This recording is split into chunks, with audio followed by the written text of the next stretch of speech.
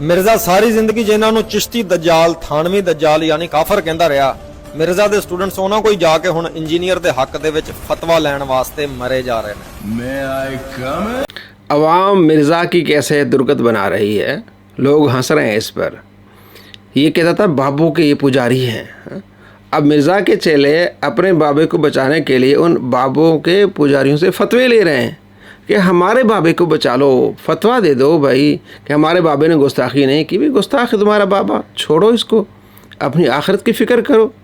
झूठे मूठे फतवे इन्होंने पेश किए और इस्लामी नज़रियाती कौंसिल ने सारे उठा के बाहर फेंक दिए कि जिसने ये फतवे दिए हैं वो अफसर ही करप्ट है, वो जानिबदार अफसर है, उसको दोनों तरफ से फतवे देने चाहिए थे कि भाई जो इसके हक़ में फ़तवे आए वो क्या है, सारे वो झूठे फतवे हैं, और जो इसके ख़िलाफ़ फतवे हैं वो भी ले आओ। तो जो अफसर था वो करप्ट निकला, जानिबदार निकला, क्योंकि अक्सर अफसर जो कादियानी है वो मिर्ज़ा के स्टूडेंट हैं और मिर्ज़ा को फॉलो करते हैं, उसके रिश्तेदार हैं। तो उसको बचाने के लिए ऐसे अफसरों को तैनात किया गया है। और मिर्ज़ा ख़ुद बताता है, मैं आगे आपको बताऊं, कि बड़े बड़े अफसर कादियानी अभी भी मौजूद हैं और जिनकी बिहाफ पे मिर्ज़ा जो है उलमा को धमकियाँ देता है। ये भी मैं आपको दिखाने वाला हूँ। मिर्ज़ा उलमा को धमकियाँ देता है और ये वाज़े तौर पर कह रहा है कि जनाब अली हमारे इदारों में बड़ी पोस्टों पे कौन है, कादियानी। और कादियानी और इनकी आपस में बड़ी मोहब्बत की पींगें चल रही है, आपको पता है। तो पहले तो इस्लामी नज़रियाती कौंसिल ने मिर्ज़ा को पछाड़ के रखा और कहा कि ये गुस्ताख है। फतवा दिया इस्लामी नज़रियाती कौंसिल ने कि ये गुस्ताख है और इस पर मज़ीद पर्चे होने चाहिए। कुरान की तौहीन का भी इस पर एक पर्चा होना चाहिए, क्योंकि इसने कुरान की तौहीन की है कि मुझे कुरान इजाज़त देता है मैं उस लड़की से शादी करूं जो नऊज़ बिल्लाह मेरे नबी को ये समझती है और ये कहती है। कुरान में तो ऐसा नहीं है। पहले हम देखते हैं इस्लामी नज़रियाती कौंसिल का फतवा क्या है, आपको पता होगा, मज़ीद आपको पढ़ के दिखाते हैं और फिर आपको साथ ही बताएंगे कि मिर्ज़ा किस तरह उन अफसरों की वजह से उलमा को धमकियाँ देता था। ये ज़रा पहले देखें नज़रियाती कौंसिल का फतवा। ये इस्लामी नज़रियाती कौंसिल का फतवा है जो मिर्ज़ा के ख़िलाफ़ आया है। ये साइन सबके बने हुए हैं। यह लिखा है कि मिर्ज़ा मोहम्मद अली इंजीनियर के एक क्लिप के ट्रांसक्रिप्ट में दर्ज है कि लेकिन वो कहता है, मिर्ज़ा कहता है, लेकिन कुरान मुझे इजाज़त दे रहा है कि मैं उसकी औरत के साथ शादी कर सकता हूँ अगर वो किसी क्रिश्चियन की बेटी है। सूरह माइदा की आयत नंबर 5। किस औरत के साथ? जो मेरे नबी को नऊज़ बिल्लाह ये समझती है। मिर्ज़ा इंजीनियर की तरफ से ये कुरान करीम पर भी इत्तिहाम है, तहमत और मानवी तारीफ भी है। कुरान करीम की मुहव्वला बाला आयत में ऐसा कुछ नहीं है। हवाला के लिए आयत का तर्जुमा यहाँ पेश किया जाता है, आज तुम्हारे लिए पाकीज़ा चीज़ें हलाल कर दी गई और उन लोगों का ज़बिया भी जिन्हें इल्हामी किताब दी गई तुम्हारे लिए हलाल है और तुम्हारा ज़बिया उनके लिए हलाल है। और इसी तरह पाक दामन मुसलमान औरतें उन लोगों में से पाक दामन औरतें जिन्हें तुमसे पहले किताब दी गई थी तुम्हारे लिए हलाल हैं, जबकि तुम उन्हें इनके महर अदा कर दो, मगर शर्त यह कि तुम इन्हें कैद निकाह में लाने वाले बनो, ना कि महज हवस रानी की खातिर एलानिया बदकारी करने वाले और ना खुफिया आशराई करने वाले। और जो शख्स अहकाम इलाही पर ईमान लाने से इनकार करे तो उसका सारा अमल बर्बाद हो गया और वो आखिरत में भी नुकसान उठाने वालों में से होगा। अभी तफसील लिखते हैं कि मुहव्वला बाला आयत के हवाले से इसके बयान की ख़त कशीदा इबारत इसके ज़ाती अल्फाज हैं जो इस आयत में कहीं मौजूद नहीं हैं। ख़त कशीदा अल्फाज कौन से हैं? जो पहले उन्होंने यहाँ लिखे, यहाँ जो लाइन अंडरलाइन जो किए हैं ना, ये ख़त कशीदा अल्फाज कहते हैं। ये जो है वो कहीं भी कुरान पाक में नहीं है। इसने कुरान पाक पर झूठ बांधा है, तहमत बांधी है। तो मुहव्वला बाला आयत के हवाले से इसकी बयान की ख़त कशीदा इबारत इसके ज़ाती अल्फाज हैं जो इस आयत में कहीं मौजूद नहीं हैं। इसलिए मिर्ज़ा इंजीनियर का ये बयान कुरान की तौहीन और मानवी तहरीफ के ज़ुमरे में भी आता है और तौहीन रिसालत को भी मुस्तलज़िम है। लिहाजा इस पर आए दफ़ात में तौहीन कुरान की दफ़ा भी शामिल की जाए। तौहीन कुरान की दफ़ा भी कि इसने कुरान की तौहीन की है, गुस्ताख तो है ही है, कुरान की भी इसने तौहीन की है।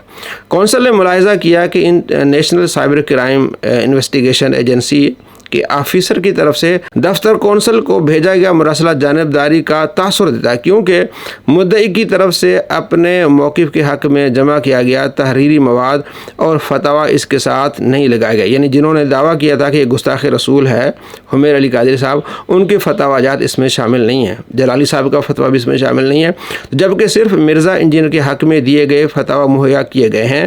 کسی بھی طرح کسی تفتیشی ادارے کو کسی ملزم یا مدعی کا یک طرفہ موقف رائے حاصل کرنے کے لیے پیش نہیں کرنا چاہیے۔ یعنی کسی بھی ادارے کو یہ نہیں کرنا چاہیے کہ بھائی صرف جس پر الزام ہے اس کے حق میں باتیں پیش کی جائے۔ بھائی مدعی جس نے دعویٰ کیا کہ گستاخ ہے، اس کا مواد پیش کیا جائے نا، اس کے بعد جو فتاویٰ ہیں، اس کے بعد جو دلائل وہ پیش کیے جائیں۔ تو اس نے جانبداری کی ہے، اور جانبداری کیوں کی ہے؟ اس لیے کہ بڑے افسر جو مرزا کو پروموٹ کرتے ہیں وہ قادیانی ہیں۔ یہ ذرا آپ دیکھ لیں۔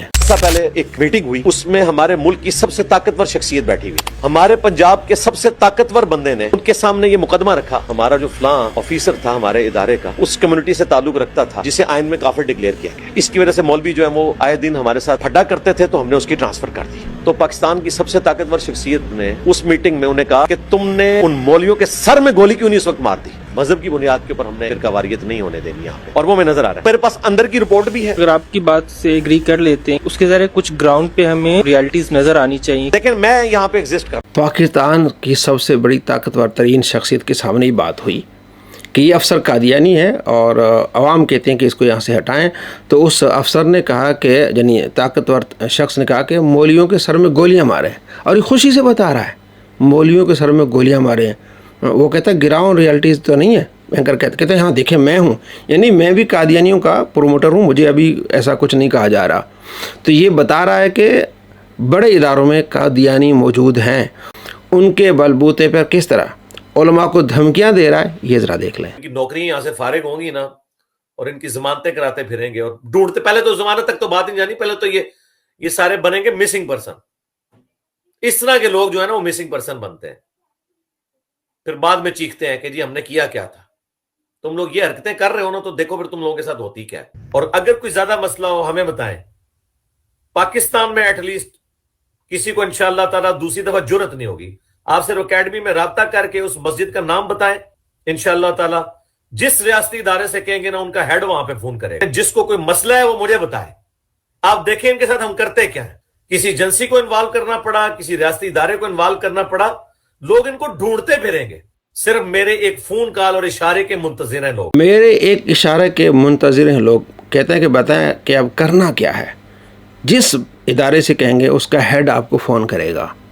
یعنی پیچھے کوئی طاقتیں ہیں نا جو مرزا کو یہ خراب کر رہی ہیں، یعنی جو مرزا کو یہ شے دری کہ تم گستاخیاں کری جاؤ، تم نے علماء کو دجال کہا، پھر صوفیاء کو دجال کہا، اور یہ اللہ کو دجال کہا، کری جاؤ، صحابہ کی گستاخیاں کی، یہاں تک پہنچ گیا۔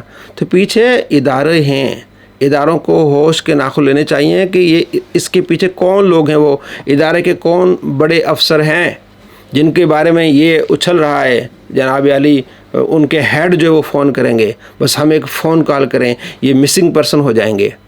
پیچھے کچھ تو ہے، دال میں کالا تو ہے۔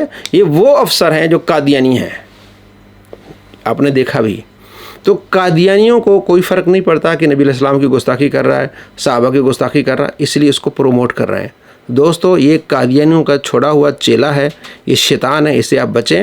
اور پھر آخر میں اسلامی نظریاتی کونسل نے کیا لکھا یہ ذرا دیکھ لیں۔ مرزا انجینئر کا یہ بیان فساد فی الارض کو پھیلانے کا باعث ہے، اس لیے پاکستان کے مسیحی برادری کو ایک مراسلہ بھیجا جائے گا کہ وہ تحریری طور پر واضح کریں کہ مرزا محمد علی انجینئر نے شان رسالت مآب صلی اللہ تعالیٰ علیہ وآلہ وسلم کے بارے میں جو الفاظ کہے ہیں، کیا ان کی مقدس کتابوں میں اور اجتماعی طور پر ان کی یہ رائے ہے کہ نہیں۔ ان کے جواب کے بعد ہی تفصیلی فیصلہ مرتب کیا جائے گا۔ اجلاس کے دوران عیسائی برادری کے فادر جے ایم چنن کا وائس میسج سنایا گیا، جس میں انہوں نے اس بات کی سختی سے تردید کی اور کہا کہ ایسا کوئی لفظ ہمارے ہاں موجود نہیں، اور اسی طرح پاکستان میں اہم ترین مسیحی قائدین بھی اس بات کو اپنے اوپر تہمت قرار دیتے ہیں کہ یہ ہم پر مرزا نے تہمت باندھی ہے، ہم نبی علیہ السلام کے بارے میں ایسی کوئی بات نہیں کہتے۔ تو جب وہ کہتے ہیں کہ ہم نہیں کہتے تو اس نے خود گستاخی کی اور گھڑی اور ان کی طرف منسوب کر دی، یہ خود گستاخ ہے۔ دیکھا جانے والا بیان سب سے پہلا یہ ہے کہ اس نے جو کہا کہ مسیحی برادری ایسا کہتے ہیں، وہ کہتے ہیں کہ ہم نہیں کہتے، تو اس نے خود گستاخی کی۔ اس کے پیچھے کون ہے؟ وہ ادارے اور ان اداروں کے افسر جو قادیانی ہیں، تو قادیانی اس کو پروموٹ کر رہے ہیں اور فساد فی الارض یہ پھیلا رہا ہے یہ بندہ۔ اس کو کیفر کردار تک پہنچایا جائے۔